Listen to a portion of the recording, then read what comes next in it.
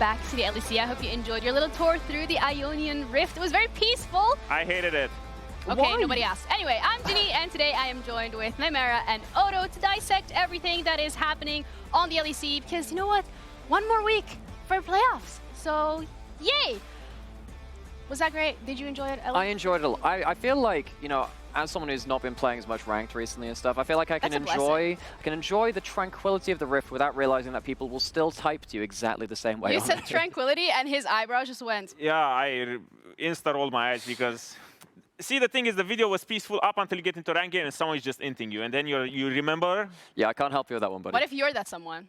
Oh, sometimes, most of the time it's me. But I'm just, you know, coping. I'm projecting on others. So. We love a self-aware king. But let's talk about today specifically. We do have to acknowledge the fact that momentum really is something that is going to change a team split in either a good or a bad way. So let's start off with the rankings specifically, because I mean, we love hammering home on G2 being 3-3, but like, Vitality's there too. BDS joined it. And I think particularly when we look at like this clumping, there's a bunch in the middle where we still have no idea where they're going to end up in terms of final rank, whether they'll make playoffs at all. And all of the teams playing today, microscope starts to get put onto them. Exactly, but hate watchers galore. G2 Esports is 3-3. It's maybe the first time in a really long time where they might actually have a shot at missing playoffs, you know? And we also made a completely arbitrary graphic that shows you the split trajectories of the 4 teams that we're going to be looking at today, with series played being on the x-axis and the games won on the y-axis. Because, I mean, Madrid, the arena, debuff for G2, because, like, what?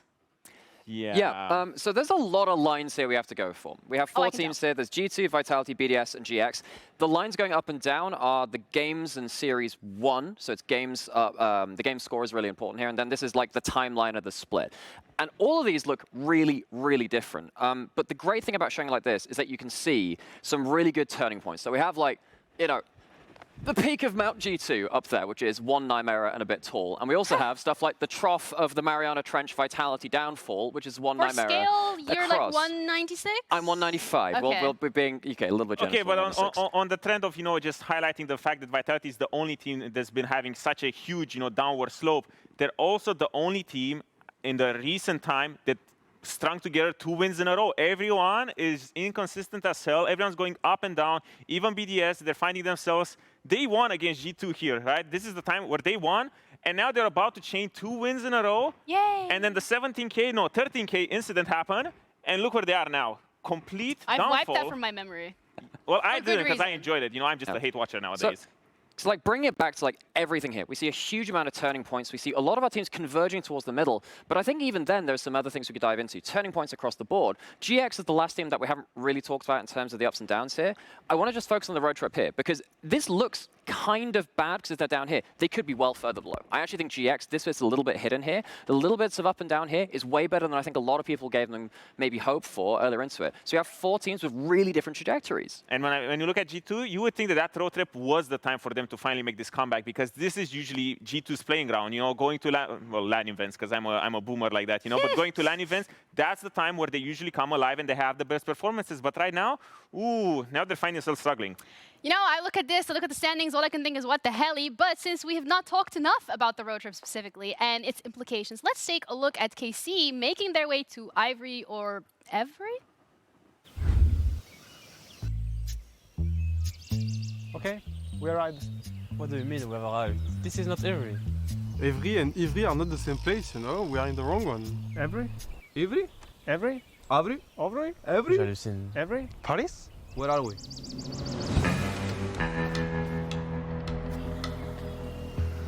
There's been a classic map reading issue.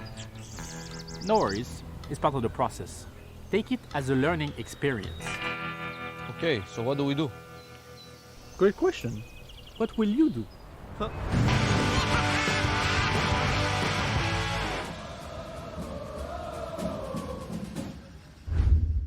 Take it as a learning experience, you know? Sounds like a great approach, but I feel like time is ticking for both of these teams, because BDS going up against GX, BDS winning this, Rogue and GX are going to be fully eliminated. This is a crazy position to be in. You're coming in, you're playing your game straight after that arena where you had so much on the line. You won, you made your fans proud, and now it's like, oops, we can be going home. Yeah, it's not looking pretty because even though GX, I feel like had, as Naimera said, that they had a pretty okay week turning it around in Madrid, it might be a little bit too little too late because now they're finding themselves with, I think, 1 or 2 series left. Next week, we're going to see them on the last day of the split. But right now, their destiny is not really in their hands. They need to clutch both of these wins to just have a shot at tiebreaker. And then on the flip side, we have GX. And if they win, then BDS is going to need a tiebreaker to qualify, which is also like unimaginable because BDS used to be the gatekeepers. They were top 3 all of last year. I think a lot of people have now kind of set it in their head that they are a top team within the LEC. They might not even be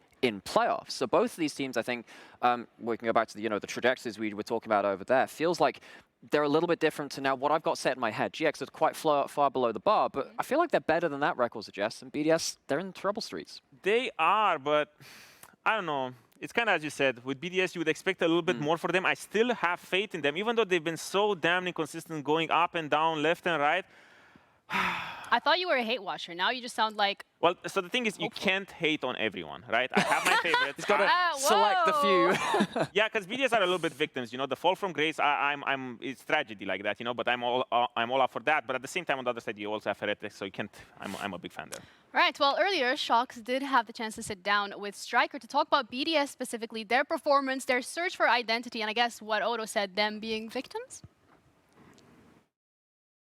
Welcome to the Marriott Bonvoy pre-game check-in. I'm here with BDS's coach Striker ahead of an all-important clash versus GX in terms of the standings, but I think you will understand that I would love to start with yesterday because I feel like this is one of the examples of seeing how good BDS can be, but then also what the things are you kind of fall to a lot as well. Is that your same read?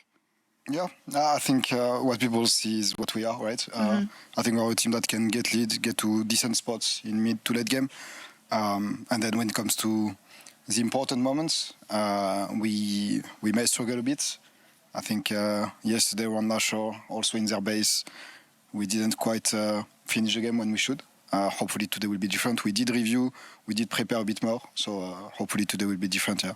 Is that something you can contextualize in that Fnatic is kind of coming off such a high from being in Madrid that know how to play these situations expertly, or did you really say, no, it was really our fault and something that, we can rectify? Oh, we try to focus on ourselves, obviously, because if you go that way, you could also say that Fnatic just won in a big arena, they don't have much time to scrim as well, so they should be weaker than what they are. So you can take it either way. What we have to do is focus on ourselves, and today we have to take the learnings from the previous match against Fnatic to make sure that we beat GX. Yeah, it's all a matter of perspective. Of course, you said it. It's up versus GX. There's a lot going on here. If you do manage to win, you will knock out GX and Rogue, but you will still probably have to play a tiebreaker. There's a lot. I always wonder, because we as a broadcast, we hammer on that a lot.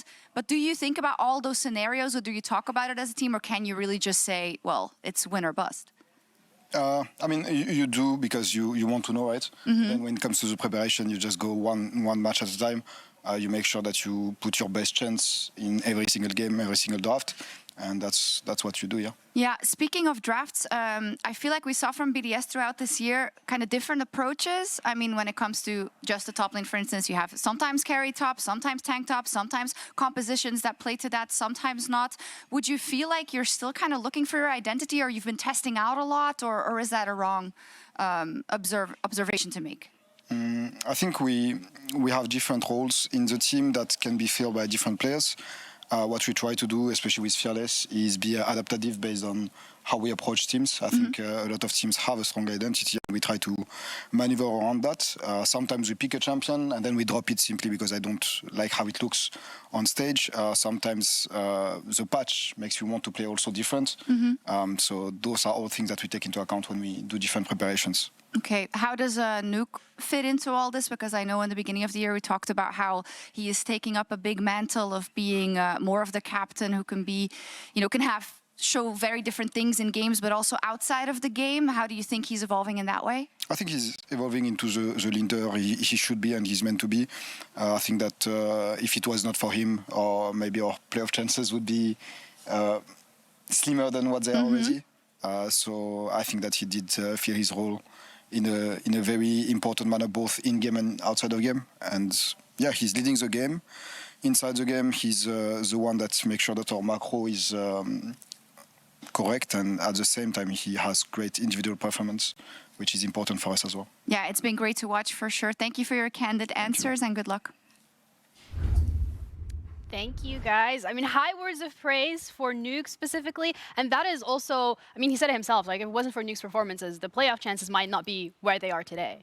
I agree with pretty much everything that he said, because I feel like Nuke is well, no, I don't feel like he is the only player that's still here from the previous BDS iteration. And when I look at BDS, if it wasn't for him, they would be struggling a little bit more. But my main concern for BDS is the fact that they're trying all of these things. It feels like if they would have a little bit more stability, more wins, more time, they could be able to pull off all of these things left and right. But right now, I really feel like they're just overcooking a little bit. The bit where they're not cooking, though, because I agree with the rest of the map, that's true. Look, we've got the mid laners highlighted behind us, Nuke on one side and then Jackie's on the other. I think it's a great way to tie both of these teams together, because I think the part of BDS's identity they have set is Nuke long-range DPS. He has not played a single melee mid this split. He has incredible KDA, and his damage is really good, too. It definitely feels like Nuke is core with the champions that he's picking, and I think that's really good to then put that over to the other side for GX, where Jackie's, I feel like he has been not so great in the lane, but he has been skirmishing and playing later on effectively. Exactly, and I feel like it's an interesting clash of styles where you look at Nuke and you, as you said, he only plays these sorts of control mages, pretty much keeping the game stable, pretty much just sitting behind, playing front to backs, dishing out a lot of damage. While on the other side, Jackie's, it really feels like if you look at his laning phase stats, they're not really great. He's struggling, but come mid game, come late game, that's when he becomes unleashed as a playmaker, I would think, because that's the style when I look at Jackie's. This is where he thrives the most. I think also really interestingly for Jackie's is something that we talked about a lot is the fact that he does also get caught on the side lanes. And I feel like when you're looking at Nuke, especially when he's playing that Tristana or it's Diazir or whatever it might be, if he is on that side lane, he does manage to get towers. He does manage to play it safe. And the team is also, I guess, a little bit more set up around him to be able to shadow in case something does go wrong. Yeah, no, I think Nuke is the bit of the game which I think is going right for them. And I think that's the bit which I think they could say, let's leave well alone. We're sorted with that. I'm more interested then outside of that to say, okay, that bit you've nailed in place. What else can you do with the rest of the players? Well, we had 113 step up because previously when we were thinking of 113, we always said, oh, he's hinting early mid game. You know, he's doing a lot of chaotic stuff that doesn't really end up working. But right now, when I think of 113, he evolved into being this consistent rock in the team. But the problem is, when you look at mid game, if he falls behind, I don't see him coming back and making consistently good plays. All right, well, let's figure out how exactly this matchup in the mid lane is going to be playing out today as we're ready to head into our first game of Sunday. BDS going up against GX. So casters, take it away.